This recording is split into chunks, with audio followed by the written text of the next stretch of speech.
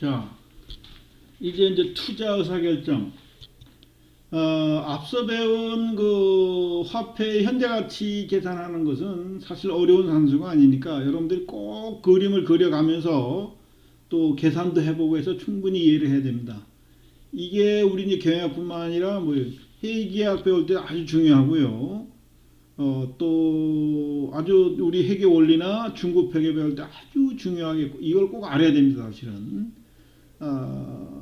그러고 저 재무관리 배울 때도 꼭 필요한 거니까 꼭 여러분들이 하나하나 그래프도 도식도 그려가고 계산을 하나하나 해가면서 좀 익히길 바랍니다. 참 이것은 꼭 판서로 강의하면서 강의실에서 신뢰를 더 들어가면서 이렇게 강의를 해야 되는 부분인데도 이렇게 그냥 인터넷 강의로 한다는 게 좀 안타깝긴 합니다. 자, 투자 의사결정. 자, 투자 의사결정의 이제 분류에서 기업의 자금을 이제 지출하는 거, 투자라는 일종의 돈을 쓰는 거죠, 그죠? 돈을 쓰는데 잘 살펴보니까 크게 보면 두 가지 종류다 이런 얘기예요. 하나는 경상적 지출. 이 경상적이라는 것은 소위 일상적이다 이런 얘기예요. 즉 반복적이고 늘상 있는 일상적인 지출, 원자재를 구입한다거나 또 회사에서 여러 가지 소모품, 뭐 식비 들어가고 이런 것들, 인건비, 월급도 주고 이런 것들이 항상 늘상 일어나는 일이기 때문에 경상적 지출이라고요. 그 다음에 이제 자본적 지출. 요 자본적 지출은 요 경상적 지출은 다른 말로 돈을 버는데 수익 활동하는데 발생되는 비용들에 대해서 지출하는 거예요. 그래서 우리가 보통 이것을 수익적 지출 이렇게 이야기도 합니다.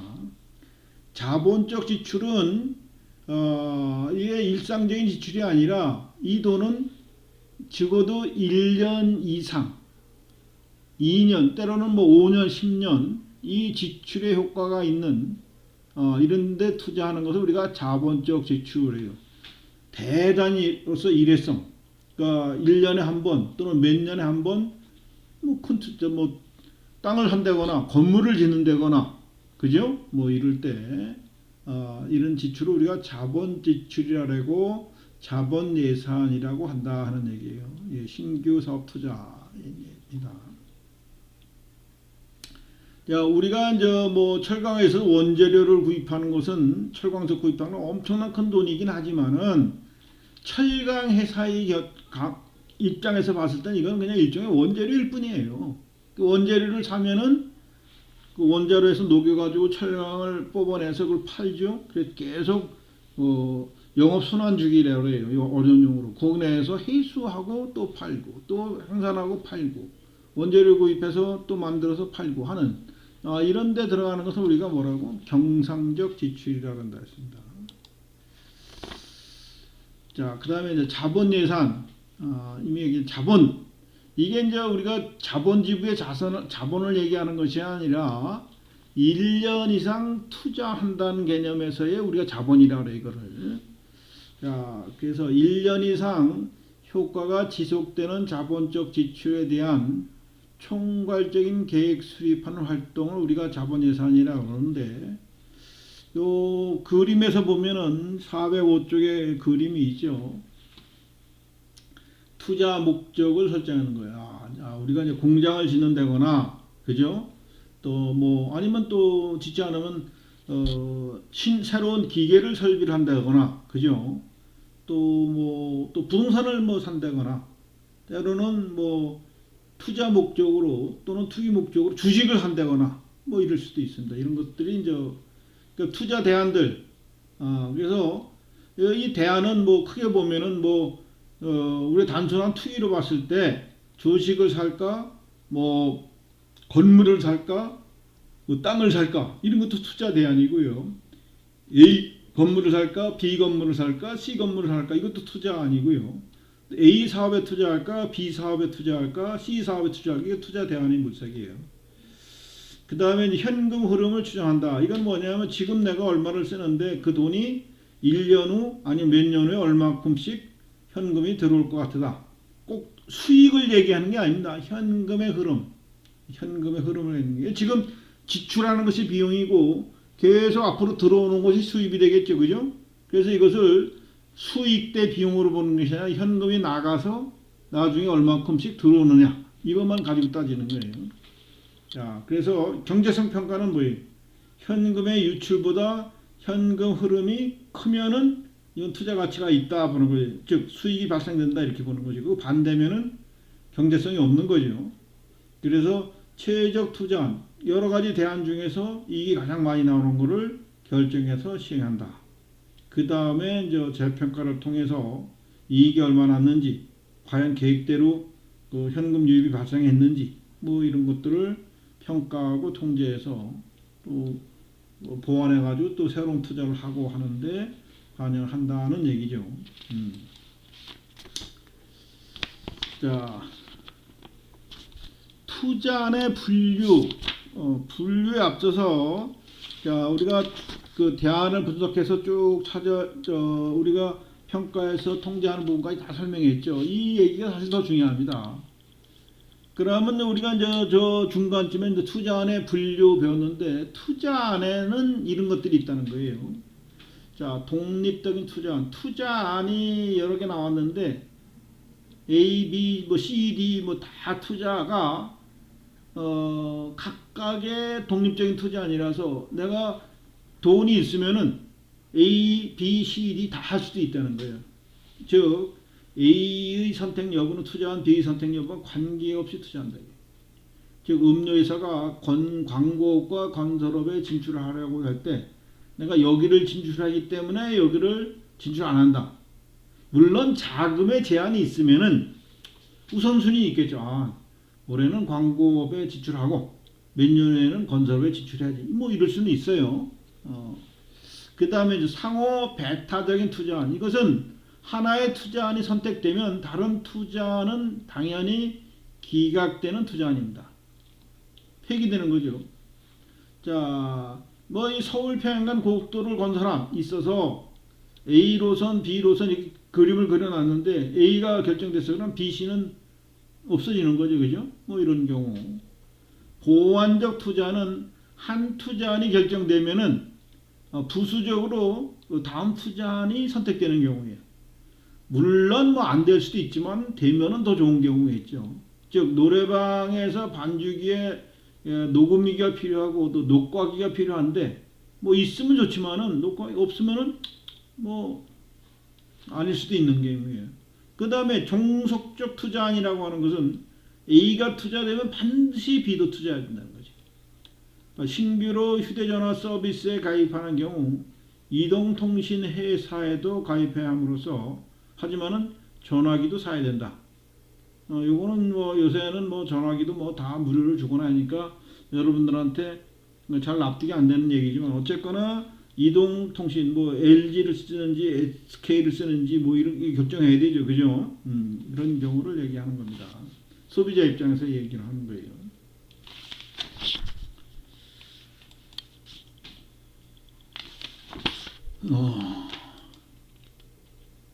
그 다음에 자 기업들이 장기성 자본투자 속 자본 예산을 하는 이유를 물어봤더니 경쟁력 제고를 위해서 미리미리 투자한다. 이게. 그러니까 만약 LG와 삼성이라면 삼성보다는 앞서기 위해서 LG가 뭐 TV에 뭐 더 투자한다거나 또는 새로운 그 스마트폰을 개발하는 데 투자한다거나 뭐 이런 것들을 얘기하는 거죠.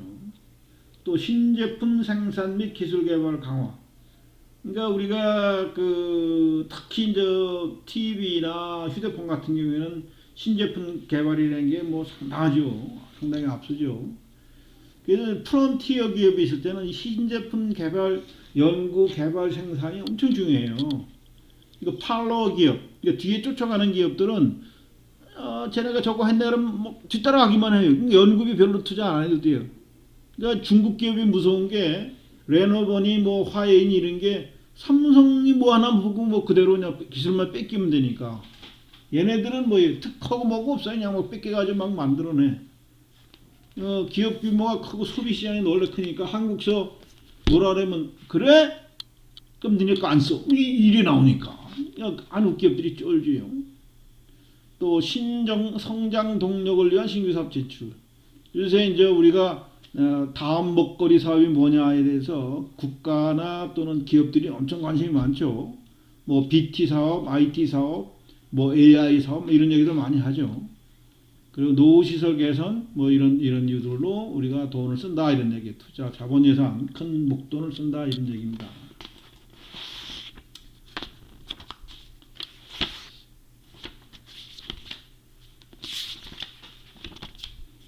자, 투자를 선택할 때 어떻게 한다? 어떤 게 더 좋은지 따질 때는 우리가 기본적으로 가장 많이 쓰는 방법이 뭐 여러 가지 방법이 있긴 있는데 순현가법. 이 순현가법은 NPV라 그래요. NPV. Net Present Value. Net. 이게 무슨 의미예요? 그러니까 현금 유입의 현재 가치. 돈이 들어오는 거예요. 그죠? 수익이 발생되는 거. 돈이 들어오는 곳에 현재 가치로 따져봐. 그래가지고 내가 지금 내가 지금 얼마를 투자해서 앞으로 돈 들어올 돈이 얼마야. 근데 기간 차이가 있으니까 그냥 목돈 가지고 명목 가치로 비교하면 안 되죠. 그죠? 어떻게 해야 돼요? 명목 가치로 비교하면 안 되고 현재 가치로 계산해서 따지는 거예요. 현재 가치로. 유출의 현재 가치는 뭐 지금 올해 딱 한 번에 넣는 게 아니라 올해 투자하고 또 내년에도 투자하고 또 3년 후에도 투자하고 뭐 이럴 수도 있죠. 그죠? 수익은 3년 후부터 앞으로 10년 동안 발생된다. 그럼 10년 동안 발생돼서 돈이 들어올 거로 생각되는 유입. 이것도 사실 예측이긴 한데 정확하게 예측하는 기술이 참 또 중요하긴 해요. 정확하게 예측하기는 쉽지가 사실은 않습니다. 어쨌거나 자, 현가법이라는 것은 투자로 인하여 기대되는 미래 현금 유입의 현재 가치에서 현금 유출의 현재 가치를 차감한 순현재 가치. 이것을 Net Present Value, NPV라는 용어를 많이 씁니다. 이게 여러분들은 회계학에서도 이 말 많이 들어본 거예요. 또 현재 가치 할인 차금이라는 계정도 있습니다. 이 현재 가치 할인 차금 또 사채 계정이나 그 부채 또는 투자 자산을 배울 때 이 개념을 모르면은 사실 정확한 분계를 할 수가 없습니다. 미래 현금 흐름을 현재 가치로 환산하기 위해서는 할인율이 필요한데 할인율이란 자본 조달할 때 소요되는 자본 비용을 얘기한다. 보통은 뭐 정기예금 이자율로 하는데 이 자본 비용은 기업마다 또는 시기마다 다를 수도 있죠. 그죠?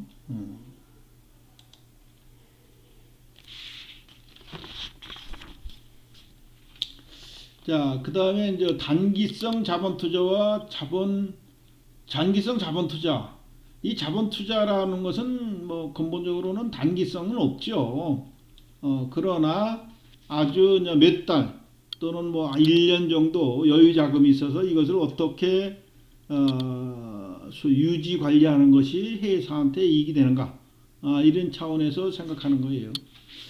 운전 자본, 워킹 캐피탈은 보통은 1년 이에 현금화돼 쓰여질 돈들을 얘기하는 거예요.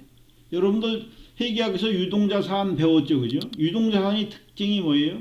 1년 이에 그 쓰여질 필요성이 있는 자산의 종류들을 우리가 유동자산 그러는 거예요. 현금, 또 그죠? 현금성 자산 또는 그 매출 채권, 뭐 재고자산 이런 걸 얘기하는 거죠. 이런 것들은 영업 활동과 관련돼서 돈이 돌아가는 과정에서 생기는 것이죠. 매출에서 예상이 생기기도 하고 그죠. 운전 자본의 특징은 수익성과 유동성이 상호 배타적이다. 이건 뭐냐면은 자 이걸 레버리지라는데 이걸 벌써 유동성이 커진다는 것은 회사 내 이런 돈들을 많이 갖고 있다는 얘기예요.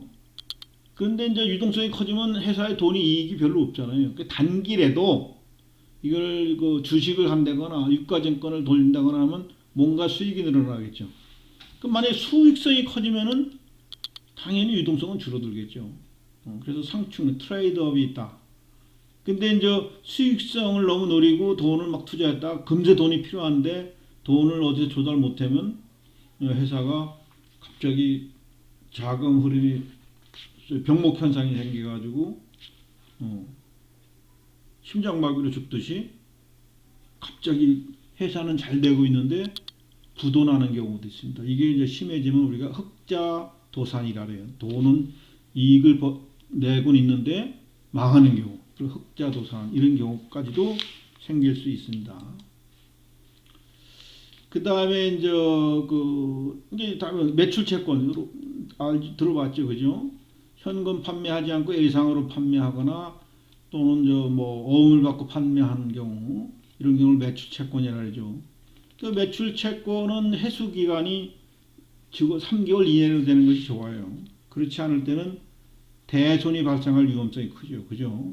그 현금 매출보다는 매출채권 예상으로 판매하는 경우는 단가를 그래서 조금 높이는 경우가 있습니다. 그 다음에 재고자산 관리. 이거는 우리가 재고자산이거나 판매할 목적을 갖고 있는 재고자산, 원재료, 그뿐만 아니라 원재료 이런 거 다 포함하는 거예요. 이것이 많이 확보하고 있으면 좋긴 하겠죠. 그러나 어떻게 되겠어요? 많이 확보했으면 이것처럼 보세요. 재고 관리 유지 비용이 많이 들어가는 거예요. 그죠? 땅을 확보를 해야 되죠. 이거 관리할 때 여기에 묶여 있는 돈들이 다 은행에 들어가면 예금인데, 그죠? 이 돈이 은행에서 돈 빌려다가 여기에 묶여 놓죠. 그러니까 최적 재고 관리 모델 이거 시스템도 다음 장쯤에 좀 배우긴 할 거예요. 아주 자세히는 안 배우고요. 현금 관리, 화폐뿐만 아니라 자기압 수표와 같은 통화 대용 정권, 요불 예금. 요불 예금은 돈 은행에서 찾으면 바로 찾을 수 있는 거예요. 보통 예금이나 저축 예금. 그러나 어떤 예금은 일정 기간 통지해서 일주일 이상 기다려야 돈을 찾을 수 있는 예금, 이런 것들도 있습니다. 통지성 예금이라 해요. 자, 여기서 우리가 여러분들이 이 장 배우면서 꼭 기억할 것은 이것도 재무관리의 맛만 보는 거예요. 맛만. 조금 디테일한 것은 어디 가서 배워야 된다고? 재무관리라는 교재만 해도요. 지금 여러분이 갖고 있는 책보다 한 2배 정도 두껍고요. 그 서브 항목들로서도 상당히 많아요. 금융시장론이라든가 이런 게 해가지고 서브 항목이 한 서너 가지가 됩니다. 사실은. 그래서 이거는 지금 맛배기 차원에서 살짝 배우는 것이고, 이런 데 관심이 있으면 여러분들이 경영학과 편입해서 회계학이 아니더라도 그런 거 가서 배울 수도 있고요. 또 대학원 가서 더 깊이 있게 배울 수도 있습니다. 그리고 최근 한 2년, 3년 동안